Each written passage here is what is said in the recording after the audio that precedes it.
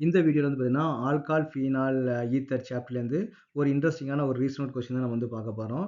என்னன்னு பார்த்தீங்கன்னா, explain why is ortho nitrophenol is more acidic than ortho methoxyphenol. அப்போ first நம்ம என்ன பண்ணா 2ஓட ஸ்ட்ரக்சர் நம்ம வந்து டிரா பண்ணிடுவோம். ஓகே.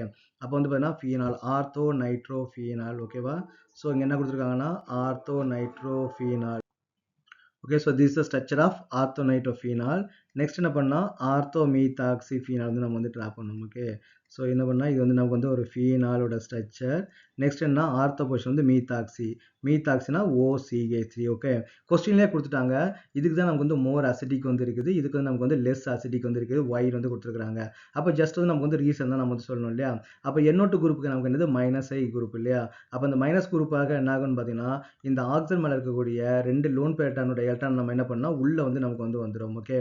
அப்போ உள்ள வரும்போது நமக்கு என்ன ஆயிடும், ஆக்சிஜன் மேல எலக்ட்ரான் டென்சிட்டி வந்து நமக்கு வந்து கம்மியாயிடும்.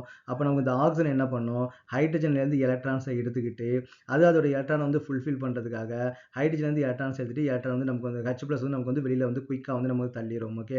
அப்போ இந்த மாலிகுல் என்ன பண்ணணும், குயிக்காக H+ வந்து டொனேட் பண்ணுறதுக்கு பாசிபிலிட்டிஸ் இருக்குது. அப்போ இதுக்கு வந்து அசிடிக் ப்ராப்பர்ட்டி வந்து இருக்குது. ஆனால் மெத்தில் குரூப்புக்கு என்னன்னு பார்த்தீங்கன்னா +I எஃபெக்ட். அப்போ மெத்தில் குரூப்போட +I எஃபெக்ட்னால எலக்ட்ரான் வந்து பென்சன் ரிங் வந்து நமக்கு வந்து டொனேட் பண்ணும். அப்போ பென்சன் ரிங் வந்து பார்த்தீங்கன்னா பெருசாக இது வந்து எலக்ட்ரான் வந்து நமக்கு வந்து டிஸ்டர்ப் பண்ணாது.